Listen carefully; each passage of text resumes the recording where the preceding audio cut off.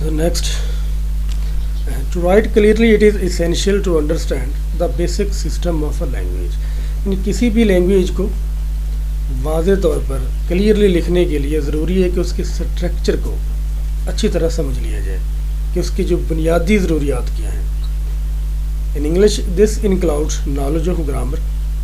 तो अंग्रेज़ी में सबसे जो पहली बात है कि जब आपने इंग्लिश में कोई चीज़ को राइट करना है तो ग्रामर का जो है नॉलेज होना बड़ा ज़रूरी है. पंक्चुएशन के बारे में नॉलेज होना ज़रूरी है. एंड सेंटेंस स्ट्रक्चर, और जो सेंटेंस का स्ट्रक्चर है उसके बारे में मालूमात होनी चाहिए. Vocabulary is also necessary as is correct spelling and formatting.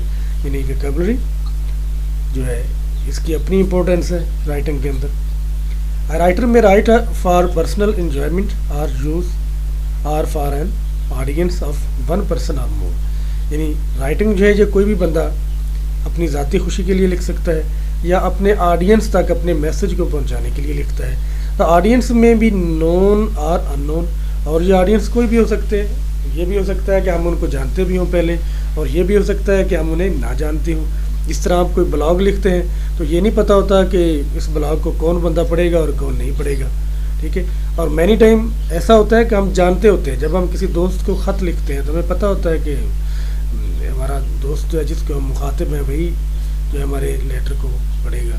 ठीक है. इसी तरह ऑडियंस की जो अक़साम है उसमें नोन भी हो सकती हैं और अननोन भी हो सकती है.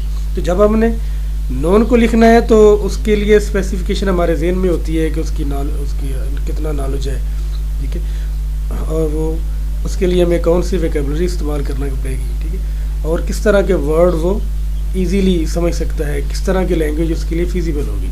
और जो अननोन ऑडियंस है उनके लिए हमें हर चीज़ को मद्देनज़र रखना पड़ता है कि हमें इस तरह की लैंग्वेज को यूज़ करें कि कोई भी बंदा अगर उसको देखे तो वो उसको ईज़िली अंडरस्टैंड कर ले. Taking notes for study purpose is an example of writing for one self. ठीक है. और मैनी टाइम हम अपने लिए भी लिखते हैं, जिस तरह के इंग्लिश के नोट्स बनाना है, या जब हम किसी भी लेक्चर में होते हैं तो हम लेक्चर के नोट्स बनाते हैं तो वो नोट्स हम अपने लिए बनाते हैं. बाद अब हम उसकी जस्ट जो है जो साइंस लिख लेते हैं तो उन साइंस से भी वहाँ पता चल जाता है कि फ़लाँ जगह पे टीचर ने फ़लाँ बात की थी, तो वहाँ पे हम कोई साइन बना देते हैं. ठीक है. या उसका जो शॉर्ट वर्ड लिख देते हैं. उस शॉर्ट वर्ड से जब हम उसको अगेन रीड करते हैं तो हम कंप्लीट वर्ड जो है वो हमारे ज़हन में आ जाता है और उसका पूरा जो सिनेरियो है वो हम देख लेते हैं. Blogging publicly is an example of writing for an unknown audience. वही बात आ गई कि जो ब्लॉगिंग है ये अननोन के लिए होती है. ठीक है. A letter for to a friend is an example of writing for targeted audience. ठीक है. As with speaking it is important to consider your audience when writing.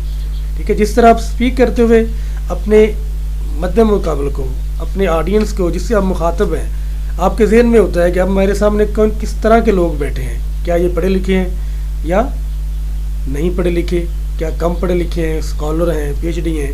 ठीक है. तो ये मेरी बात को किस हद तक समझेंगे. इट मीन कि वी शुड स्पीक और we should talk according to the level of the listener.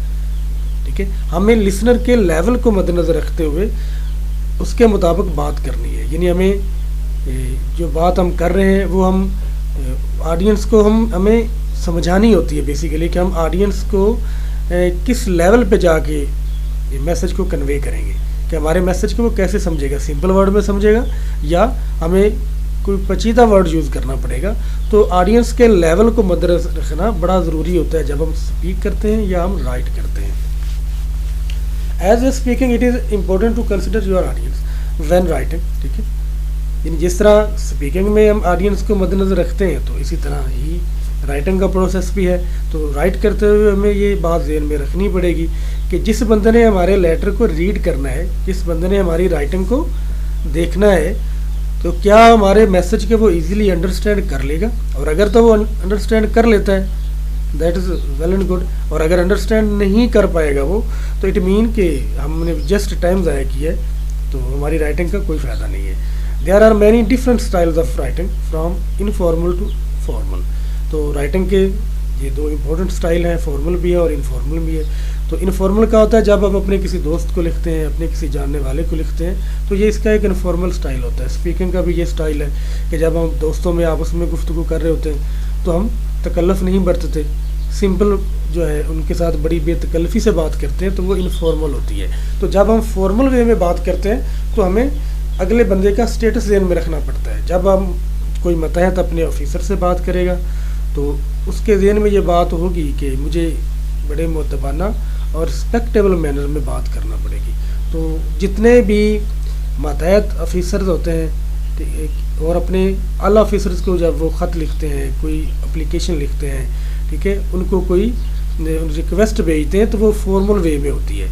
اگر کورٹ میں کوئی وکیل کھڑا ہے تو اپنے جج کے سامنے فارمل وے میں بات کر رہا ہوتا ہے, ٹھیک ہے. اسٹوڈنٹ اپنے ٹیچر کے ساتھ فارمل وے میں بات کر رہا ہوتا ہے. اور مینی ٹائم ایسا ہوتا ہے کہ جو ہمارا مد مقابل ہے جس سے ہم بات کر رہے ہوتے ہیں ہم اس کو لائک نہیں کر رہے ہوتے, لیکن اس کے باوجود بھی ہمیں فارمل وے میں بات کرنا پڑتی ہے کیونکہ وہ ہم اس کے ماتحت ہیں, ٹھیک ہے. یعنی جب بھی ماتحت اپنے آفیسر سے بات کرے گا تو اس کو فارمل لینگویج یوز کرنا پڑے گی, ٹھیک ہے. وہ رائٹنگ میں ہو یا وہ اسپیکنگ میں ہو تو اس کا جو وے آف اسپیکنگ ہے یا وے آف رائٹنگ جو ہے وہ فارمل ہی ہوگا. لیکن جب ہم اپنے دوستوں کی محفل میں ہوتے ہیں, گھر والوں کے ساتھ ہوتے ہیں, یا ایسا بندہ جو ہمارے ساتھ بڑا بے تکلف ہے, تو جب اس سے بات کر رہے ہوتے ہیں تو ساری کی ساری ہماری جو گفتگو ہوتی ہے وہ انفارمل ہوتی ہے, وہ چاہے ریٹن میں ہو چاہے اسپوکن میں ہو. This fact shows that writing is in principle the representation of language rather than a direct representation of thought.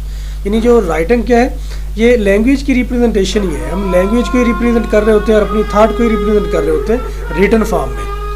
And the fact that spoken language has a number of levels of structure including sentence, word, syllable and phoneme. یعنی spoken language کے یہ levels ہیں, ٹھیک ہے. اس کا structure ہے, level of structure ہے including, جن میں سینٹینس ہوتے ہیں, ورڈز ہوتے ہیں, سلیبل ہوتے ہیں اور فنیم ہوتے ہیں. فنیم کیا ہوتا ہے؟ اسمالسٹ یونٹ آف اسپیچ ہوتا ہے. اور اسی طرح رائٹنگ کے اندر بھی ہمیں یہ چیزیں جو ہے ذہن میں رکھنی چاہیے پڑیں گی. Use to distinguish one word اور morpheme from another any one of which our writing system can represent. یعنی جتنے بھی اسپوکن لینگویج کے اندر جو ہمیں فارمیلٹیز رکھنی پڑتی ہیں, جو ہمیں صورتحال جس کو ہمیں فیس کرنا ہوتا ہے, تو رائٹنگ کے اندر بھی یہ ساری کے ساری چیزیں جو ہے ہمیں ذہن میں رکھنا پڑیں گی کہ اس کا سلیبل کیسا ہے, اس کے ورڈ کا, ٹھیک ہے, ورڈ کیسا ہے, اس کے اندر فنیم ہے تو ہمیں اس کو کیسے یوز کرنا ہے, ٹھیک ہے. ان کی اسپیچ آف یونٹ کو ہمیں کیسے گیدر کرنا ہے, اس کے اندر ہمیں جو فریز استعمال کر رہے ہیں اس کے بارے میں ہمیں معلومات ہونی چاہیے پراپر. اس کے اندر جو کلوز استعمال کر رہے ہیں اس کے بارے میں پراپر انفارمیشن ہونی چاہیے ہمیں.